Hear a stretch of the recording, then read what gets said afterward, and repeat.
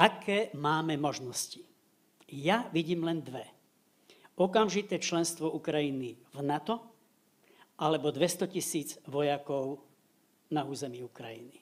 To prvé vylúčujem, lebo to neprejde v prvom rade cez Donalda Trumpa. Máme k dispozícii iba druhú opciu. Ja viem, o čom to bolo v Paríži. Ja viem, z čoho dnes boli hlava európskych lídrov.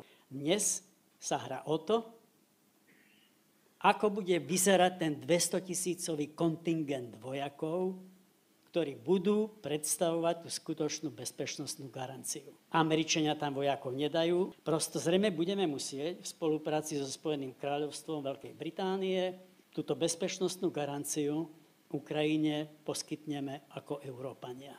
To nebudú vojaci NATO, to budú európski vojaci, to bude európska armáda. No v každom prípade to nie je na stole. Ja vôbec netvrdím, že... Je potichy na stole, Ivan, potichy. Ja viem, o čom hovorím. To budú európske batalióny. Ja by som začal včera.